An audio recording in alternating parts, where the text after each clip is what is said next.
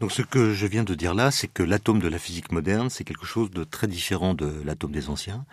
C'est quelque chose qui est en fait très compliqué, qui ne ressemble pas du tout à la petite bille microscopique à laquelle on l'assimile trop souvent. C'est quelque chose qui n'obéit pas aux lois de la physique ordinaire, à la physique de tous les jours, si on peut dire, puisque les lois qui régissent le comportement des atomes sont ce que l'on appelle la physique quantique, et cette physique quantique n'est pas du tout est très différente de la physique macroscopique que nous utilisons dans la vie courante. En particulier, pour comprendre pourquoi les atomes sont capables d'émettre de la lumière, il a fallu revoir de fond en comble les concepts par lesquels on représente le monde microscopique. Alors pour voir d'où sont nés tous ces atomes, d'où ils sont venus, il faut dire quelques mots de ce qu'on appelle la nucléosynthèse primordiale, c'est-à-dire le processus par lequel les atomes se sont formés au cours de l'histoire de l'univers. Alors pour cela, il faut remonter 15 milliards d'années plus tôt, c'est-à-dire à peu près au moment du Big Bang, pas exactement au moment du Big Bang, parce qu'au tout début, d'abord la physique est réticente à parler, parce qu'on n'a pas les concepts permettant d'appréhender l'origine même de l'univers, mais simplement on sait que 10 secondes après le Big Bang, l'univers avait une température d'à peu près 1 milliard de degrés, ce qui est énorme, mais ce qui est beaucoup moins que la température qu'il avait au tout début, parce qu'il y a eu un phénomène d'expansion qui a abaissé la température. Et à ce moment-là, on trouvait dans l'univers typiquement 4 types de particules. Il y avait d'abord le proton, dont on reparlera beaucoup puisque le proton est une particule qui est constitutive du noyau atomique, c'est-à-dire qu'on trouve des protons dans tous les noyaux atomiques qui sont au cœur des atomes. Le proton a une charge électrique positive, c'est-à-dire qu'il va subir une interaction électromagnétique, électrique, dont on parlera tout à l'heure également. Il y avait un deuxième type de particule qui ressemble beaucoup au proton et qu'on appelle le neutron, sauf que le neutron n'a pas de charge électrique comme son nom l'indique, il est neutre. Il y avait une particule qui est l'électron, qui elle est chargée électriquement de façon négative et qui est 2000 fois plus légère typiquement que le proton et le neutron.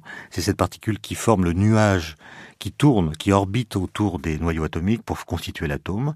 Et enfin, il y avait des photons, c'est-à-dire des particules de lumière qui interagissaient par le biais de collisions avec les 3 autres types de particules. Alors, il faut donc imaginer une espèce de gaz dans lequel on trouve ces 4 particules qui ont des vitesses très rapides, qui s'entrechoquent régulièrement dans une sorte d'agitation frénétique. Et il arrivait que des protons rencontrent des neutrons et soient liés par une interaction très très forte, une sorte de glu, de colle très intense qui les maintenait l'un avec l'autre et qu'on appelle l'interaction nucléaire forte. Nous y reviendrons, mais simplement, lorsque la température de l'univers était supérieure au milliard de degrés, les photons avaient suffisamment d'énergie pour casser ces liaisons spontanées entre un proton et un neutron qui entraient en collision. Et donc, ce qu'on appelle le noyau de deutérium, le noyau de deutérium qui est un isotope de l'hydrogène. L'hydrogène, c'est le noyau constitué d'un seul proton, tout seul, isolé. Alors que le deutérium, c'est la même chose, sauf qu'il y a un neutron en plus. Donc, le deutérium est un isotope de l'hydrogène au sens où il a le même nombre de protons qui caractérise son élément chimique, mais en plus il a un neutron qui vient le rendre plus massif. Eh bien, avant cette 10e seconde après le Big Bang, la température était tellement élevée que les photons cassaient ces liaisons, de sorte que les noyaux de deutérium ne pouvaient pas se former. Et puis après 10 secondes, quand la température est devenue un peu plus basse, les photons n'avaient plus assez d'énergie pour casser la liaison entre un proton et un neutron, de sorte que les premiers noyaux de deutérium ont pu se former.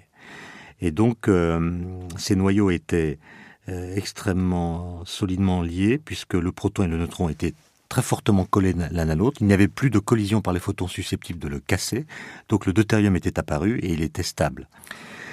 Alors on est donc dans un monde très collisionnel, dans un gaz donc qui interagit beaucoup avec lui-même, et dans ce gaz-là, les mariages vont bon train, mais ces mariages-là n'étaient pas universels.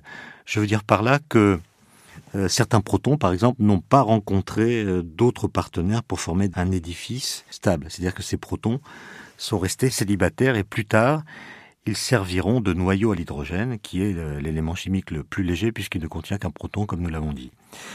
D'autre part, tous les mariages qui avaient lieu dans ce monde très agité n'était pas toujours durable.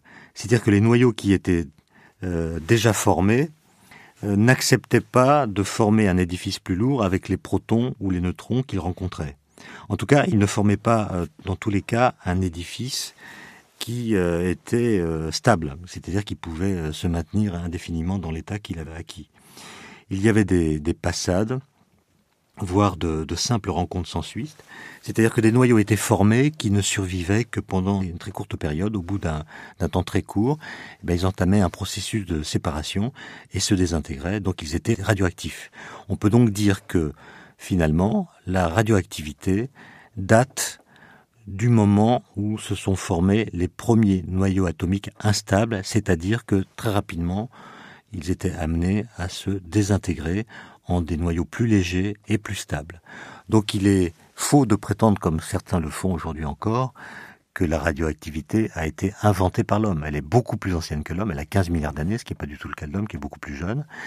Et donc elle a été découverte par l'homme à la fin du XIXe siècle, mais certainement pas inventée par lui.